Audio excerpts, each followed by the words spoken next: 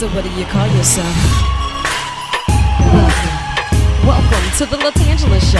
Hey. Hey, what can I do for you this fine day? This is your destiny. Hot, hot, hot. Right now. Welcome to the LaTangela Show. Kick it. Come on in and enjoy yourself. Right now. We gon' party like no one else. Welcome to the LaTangela Show.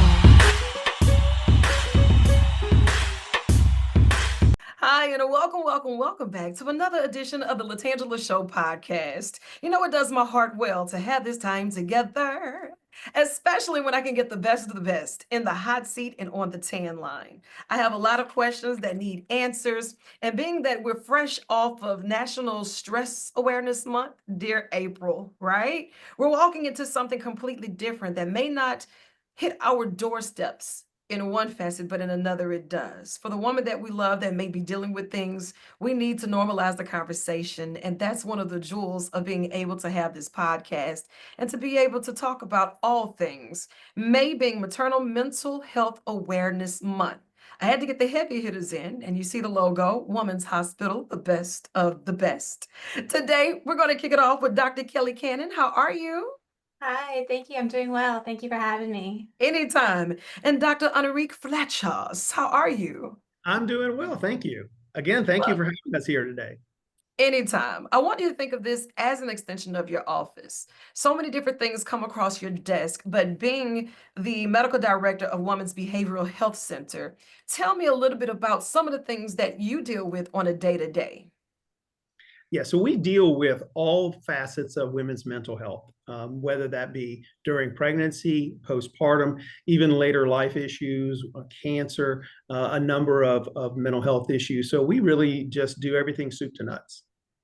You know, people never think about the toll that it has on the mental health.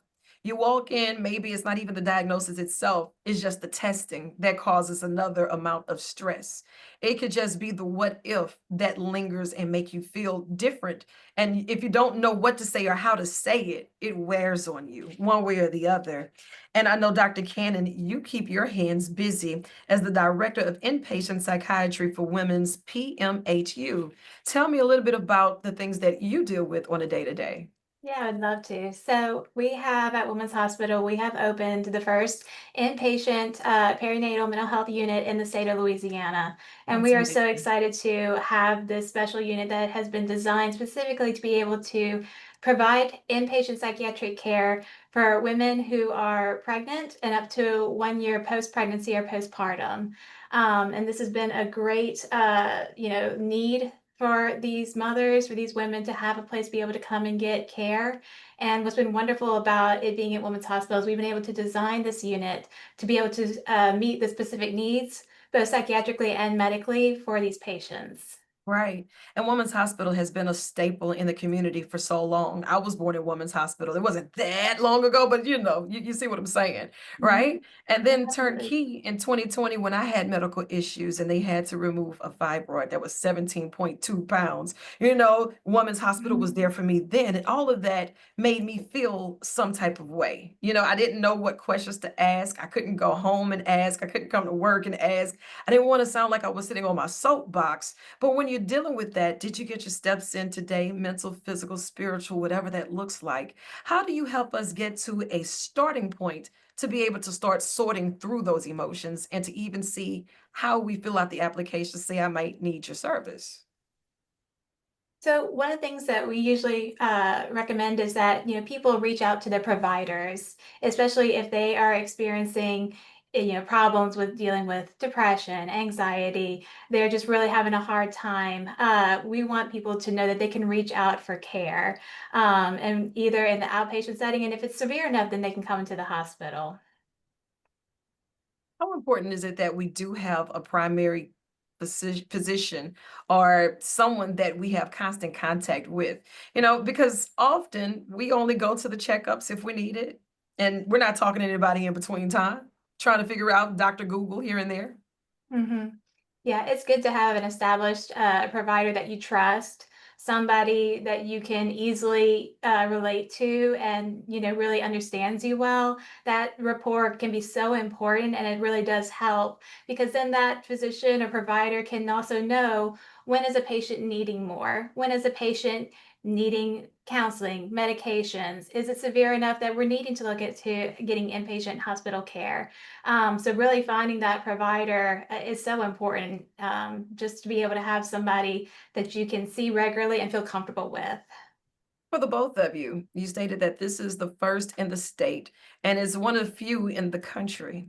If the need is so great, and now how do we make sure that we don't get overwhelmed, even with the healthcare itself, to make sure that everyone is getting proper treatment?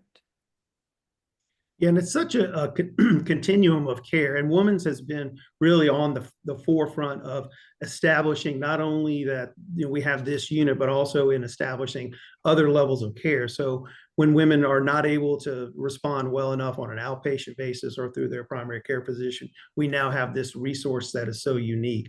What's great is that we have this full continuum of care. So often we can prevent women from getting to the point where they actually need to end up being hospitalized. But when we need that, we certainly have that, and that's so unique. When you start talking about postpartum, what is that? What does that look like? Are there any warning signs that we may see with the naked eye? Do you have to be trained and have all of the degrees to be able to figure this out? So when we're dealing with postpartum, for our purposes, we like to consider postpartum, up to a year after pregnancy. A lot of times people will just kind of consider postpartum in the first few months, but really, mothers can sometimes struggle even past that. And so that's why we like to continue and look at the patient the whole year after that they have delivered. And as far as, postpartum depression, this is different than what you would see as opposed to baby blues, which is something that is very common after a mom delivers. They usually have the hormonal changes that are going on. Moms are often very tearful. Those things are very normal. Most women experience it, but it usually resolves around 2 weeks or so. But postpartum depression is something that can get very severe, and it's usually beyond those 2 weeks, and it's usually a lot more severe to where it's more than just tearfulness. You're having significant problems with sleep. You're having changes in appetite, changes in energy. You're not being able to enjoy things. You're maybe struggling with feelings of guilt, feelings of hopelessness, and sometimes it can get very severe. And that's what we're trying to, get patients to care for. Because the good news is that you can, once you get help and get treatment, that patients can get better. And so that's usually what you're looking for as far as postpartum depression is. It's usually something that's gotten much severe, and usually duration's longer. Okay, And good. we're very fortunate in that the unit is specialized for women who are either pregnant or postpartum, as Dr. Cannon had said. And we have some very specialized therapies that you just can't get elsewhere. It's very much geared to trying to integrate women who are trying to breastfeed or integrate baby visits and trying to make sure we're looking at the whole family, not just the patient themselves. Very much tailored towards the unique needs that pregnant women and postpartum women have, or even women who've suffered a pregnancy loss. Yeah. Even when you talk about the pregnancy loss or during their pregnancy, they go through so many different changes. And for the members of the family that may be around them, do you all offer support groups or those type of pamphlets that can give some information how to comfort without being the overbearing person? Yeah, we absolutely have resources, and we absolutely want to make sure that, families have the information and support that they need as well. And what's great about our unit, just like Dr. Fletcher was saying, is that our unit has been designed to be able to, help this both pregnant and postpartum population. And what's wonderful is that this unit, we are actually designed to be able to have families and babies be able to come on the unit to be with the patients for visitation, extended visitation hours, because we know how important that is. We know how important families are. We know how important it is for moms to be able to bond with babies, and it kind of prevents that mama guilt of being away from a family. We want to be able to, help ease that. And it's very unique. Most, inpatient psych hospitalizations, unfortunately, are not able to do this, but we have designed this unit specifically to be able to protect that. When we're talking about stress, what is the importance of recognizing it and addressing it before it begins to spiral? Yeah, when we talk about stress, it's a normal phenomenon that we all experience at times. And stress, to define it for a lot of people, they know kind of in general what it means, but essentially it's your body's normal response to either change or challenges, and that can be both good and bad things. For example, going on vacation, that's a stressor. Going on furlough from work, that's a stressor. Those, one being good, one being bad. Having a baby or being pregnant, those are major life changers, and those can cause significant stress. So we all can respond and feel stress, but the challenge becomes when that starts to interfere with your daily function, when it makes it hard for you to be able to take care of yourself, keep up with your work responsibilities. And then there's a number of techniques that people can use to be healthier and ward off the effects of stress. But when that's not sufficient, then we start to talk about, well, maybe we need to talk to our provider or maybe seek counseling. And if it gets beyond that, even medication or hospitalization. And I love having these types of conversations because even within the cultures, some don't like to say counseling because they feel as if that's a sign of weakness when it is indeed a sign of strength, saying that I can't sort through this on my own. It's okay to not be okay and to seek help and ask others, or to even sit in a meeting and see that you're not alone. Having these type of facilities, you offer those type of environments, and I can't say thank you enough. And when we're having those type of conversations at the dinner table, because that's where it should begin, how do we know it's time to reach out to our providers to say that I may need to take the next step? Yeah, as I was saying earlier, I think when you start to see it's impacting your ability to function within your family or your job, or you're constantly finding yourself now starting to feel sad or feeling irritable in ways that it just interferes with your relationships. All of those things are signs that I need to at least investigate this further. There are many things that you can find online that help in terms of coping mechanisms, things like relaxation techniques, breathing exercises, a number of things. And those can be very helpful. But when the symptoms get to the point where that's no longer able to control that, then we need to have the conversation of maybe I need to talk to a professional. They may tell you, no, you don't need to do anything else. This is, you're handling this well. That's what we would expect. But you want to make sure that you get that feedback and to be able to say, okay, maybe we do need to go a step up. What age ranges do you all start with? So for the unit, we are able to take care of patients that are 18 years and up, and we are able to take care of patients that are pregnant at any gestation, and up to 1 year post-pregnancy or postpartum. And of course, that includes patients that have possibly had a loss or had a miscarriage. We know that those patients are, vulnerable as well, and they need support and they need care as well. And so our unit's been designed to have the support and resources that we need to be able to help those patients as well when they're going through, grief or loss. And We one of have the some different stigmas. I'm sorry. I was going to say one of the unique things about our unit is that it actually has private rooms. So every woman has her own space that she can be able to, in private, be able to pump if she's doing that, if she's is breastfeeding, that she has her own space to herself. And in psychiatric units, that's a very rare thing. But we've designed this unit specifically to try and allow women time to be able to rest and recover. Lack of sleep is one of the most important stressors that triggers, or worsens depression or anxiety. So we really try to prioritize that. That's one of the biggest things that we look at on the unit, is making sure that it's comfortable, there's good nutrition, there's good support, and we try to protect sleep at all costs. Absolutely. I love it. When you start talking about all of the stigmas that come around getting help or the things that you're getting treated for, one of the big questions that may come up, does treatment really work? How do you feel about expressing to those where it won't work if you don't try it, but does treatment really work? And that is the thing, you have to go and get the care, but if you do go and get the care and get the treatment and are open to it, it absolutely can help.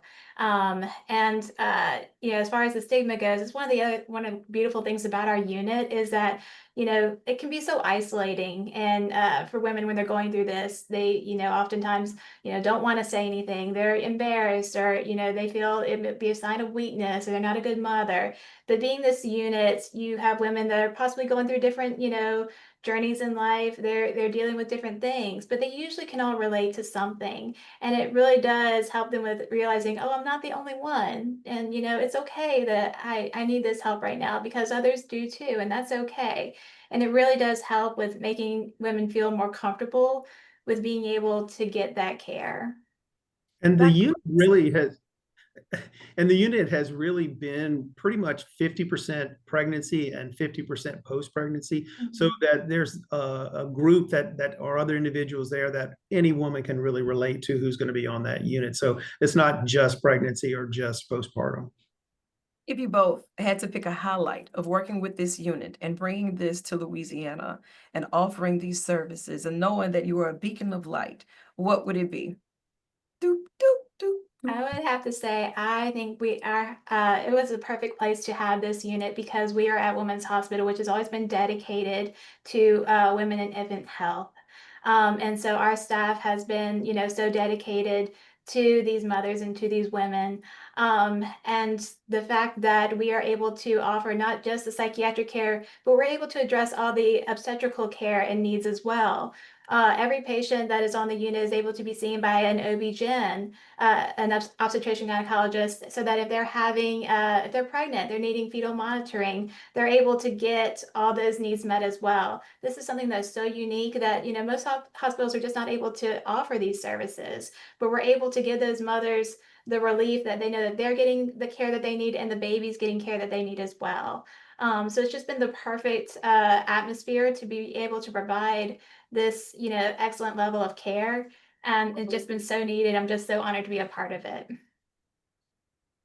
Yeah, and I primarily work in the outpatient setting myself, and I have the wonderful privilege of seeing many of these women after they leave the unit for continued care, and almost invariably they're just gushing about how good the experience was. No matter how much trepidation or anxiety they had about going to the unit, every one of them is just like, I'm so glad I did it. It's helped tremendously. And I'll see them with spouses who will certainly endorse the same thing. So it's a very unique thing. And it's wonderful to see just how much impact it has. How can the community rally around and really make this a bright spot for us? Awareness, making people aware that we're here, and how to get into the system. And as Dr. Cannon said, if there's questions or you're concerned about your significant other or yourself, reaching out to your primary care or your OBGYN would be the place to start. But there is help. You do not have to suffer with this. This is a very common occurrence. And so we're here to help. You're not alone. Absolutely. This has done my heart well. We put you to work today, and I know that that list is stocking up. But I want you to come back, and we need to do this more often, especially as we have more questions that need more answers, and we see all of the success stories that we begin to have. It's just one of those things that we're forever grateful for. I know you have more work to do, so I'm gonna let you chase the sun or let the sun chase you. But either way, get after it. I love you both, and there's absolutely nothing you can do about it. Thank you so Thank you. much. Thank you for having us.